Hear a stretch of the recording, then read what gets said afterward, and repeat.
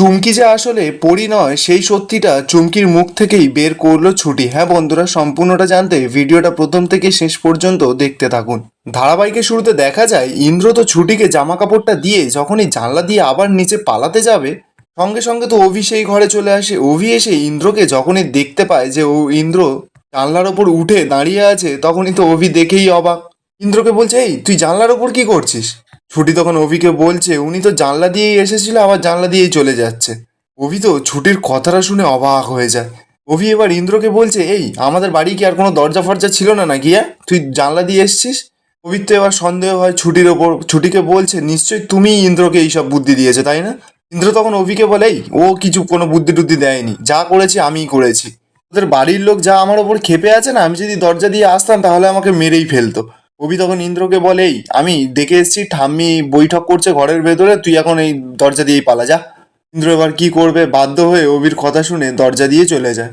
ছুটি এবার অভিকে বলে, এই আপনি আমাকে একটা কথা বলুন তো, আপনার পরিবারের লোককে দেখলে সবাই এরকম ভয়ে জুজু হয়ে যায় কেন? আপনার পরিবারের লোক কি খুব রাগী নাকি? অভি তখন ছুটিকে বোঝাচ্ছে আর বলছে যে আমার বাড়ির লোকরা কোনোভাবেই রাগী নয়, একটা পরিস্থিতি এরকম এসে গেছে যার কারণে ওরা এতটা রাগতে বাধ্য হচ্ছে। অপরদিকে দেখা যাচ্ছে চুমকি তো বাড়িতে এসে খুব রাগ দেখাচ্ছে, সব জামা কাপড় জিনিসপত্র সব ছুঁড়ে ছুঁড়ে ফেলে দিচ্ছে, চিৎকার করে বলছে যে ওই ছুটি এসে আমার জীবনটা পুরো শেষ করে দিল। আর ওই অভি শেষমেশ ছুটিকে বিয়ে করলো। এটা কি করে সম্ভব হলো? এরপর যদি সকলে জানতে পারে যে আমি পরি নই, আমি চুমকি, তাহলে তো আমাকে ধরে সবাই জেলে পাঠিয়ে দেবে। যেই সোনার হারের স্বপ্ন আমি দেখছিলাম সেটা তো আমার ফাঁসির দড়ি হয়ে উঠবে। ছুটিতে এবার খুব ভয় পেয়ে আছে, বলছে না না, এই সব স্কিমবাজির মধ্যে আমি আর থাকবো না। এই বলেই ছুটি ব্যাগপত্র গুছিয়ে নিচ্ছে আর বলছে যে যা যা হাত সাফাই করার করে নি, তারপরে আমি এখান থেকে পালাবো। ছুটি এবার ঘরের সমস্ত দামি দামি জিনিস ব্যাগে ঢুকিয়ে যখন চলে যেতে যাবে, সঙ্গে সঙ্গে তো ছুটির মনটা আবার বদলে যায়।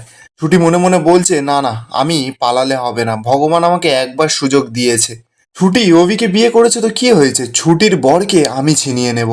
ছুটির চোখের সামনে দিয়ে সব কিছু আমি নিজের নামে করে নেব। অপরদিকে দেখা যাবে অভি ছুটিকে একটা ডায়েরি আর পেন দেয়। ছুটি তো অবাক, ডায়েরিটা হাতে নিয়ে বলছে, এটা নিয়ে আমি কি করবো? আমার বাবার কেসের জন্য কিছু একটা দায়িত্ব দিচ্ছেন, আমি লিখবো? আচ্ছা বলুন, আমার বাবার কেসের জন্য আমাকে কি কি লিখতে হবে? অভি তখন ছুটিকে বলছে, আপনার বাবার কেসের জন্য আপনি লেখালেখি করবেন? এটাও আমাকে দেখতে হবে। আচ্ছা আমি বলি কি, আপনার বাবার জন্য আমার একটা কাজ করে দিন। আপনাকে তো এই বাড়িতে একটা বছর কাটাতে হবে, তাই জন্য এই বাড়ির লোকেদের সম্পর্কে আমি যা যা বলছি সেগুলো আপনি লিখে নিন। ছুটি তখন একটু কষ্ট পেয়ে বলছে, কি হবে এইসব লিখে, কেউ তো আমার সঙ্গে কথাই বলবে না। আর আমি জানি আমি একটা বছর কারোর সঙ্গে না কথা বলে ঠিক কাটিয়ে নেব। আর আপনার যখন ইচ্ছা হবে আমার সঙ্গে একটু করে কথা বলবেন, তাহলেই আমার হয়ে যাবে। আর আমার বাবার জন্য না আমি সব কিছু করতে পারি। অপরদিকে দেখা যাচ্ছে চুমকি তো ঘরের ভেতর চিৎকার করে বলছিল যে আমি সমস্ত কিছু শেষ করে দেবো, সমস্ত কিছু।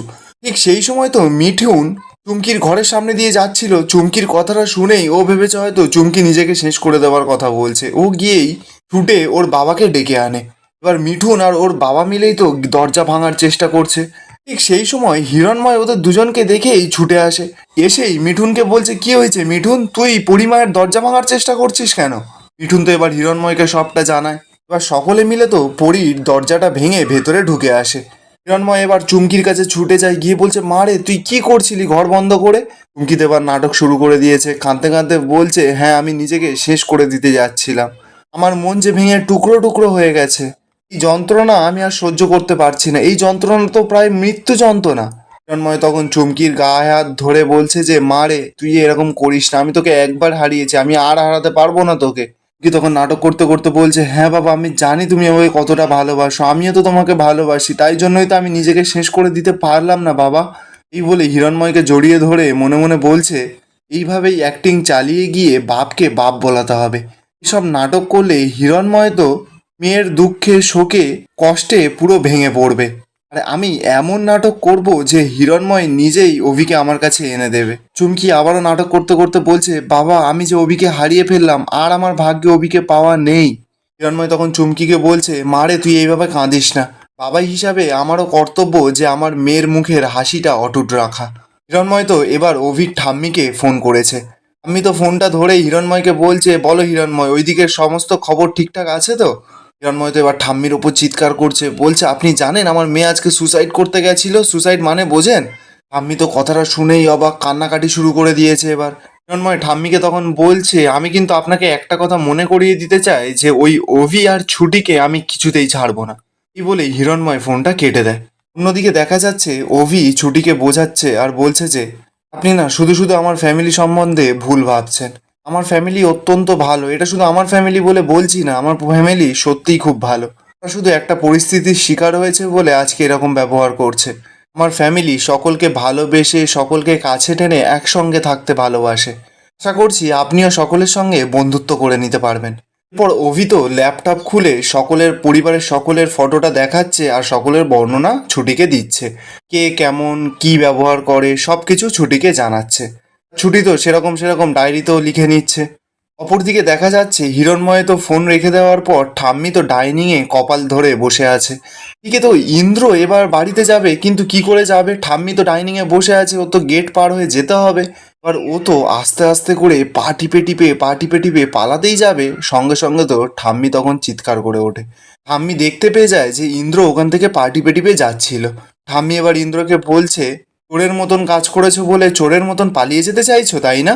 ইন্দ্র তো এবার ধরা পড়ে গেছে। ঠাম্মির কাছে গিয়ে বলছে, সরি ঠাম্মি, আমি বুঝতে পারছি তোমাদের সকলের একটু অসুবিধা হচ্ছে এটা মেনে নিতে, কিন্তু তুমি বিশ্বাস করো ঠাম্মি, আমি ইচ্ছা করে কাউকে হার্ট করতে চাইনি। আমি তখন ইন্দ্রকে বলছে, তাহলে তুমি কেন এটা করলে বলো ইন্দ্র?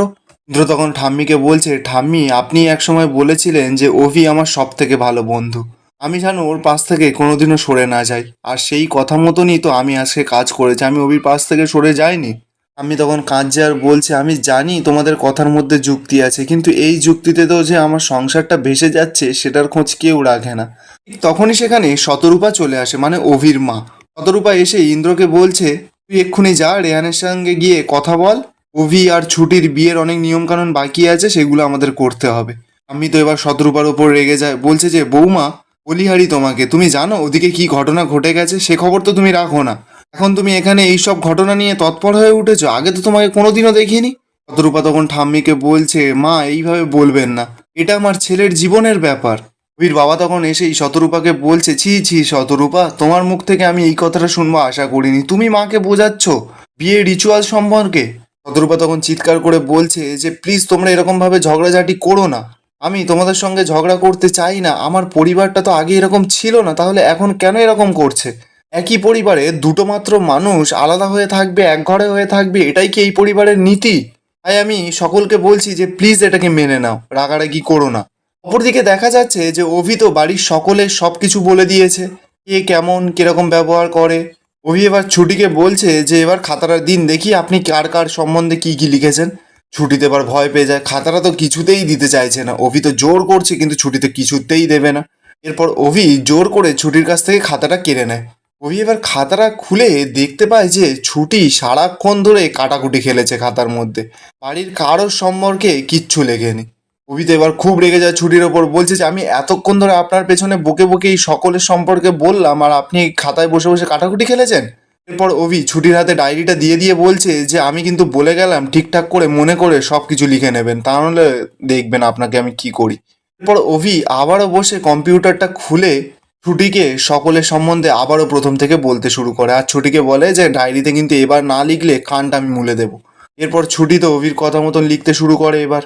আর এখানেই আজকের এপিসোডটা শেষ হয়ে যায়। এপিসোডটা ভালো লেগে থাকলে কমেন্ট করবেন আর চ্যানেলটা সাবস্ক্রাইব করে রাখবেন।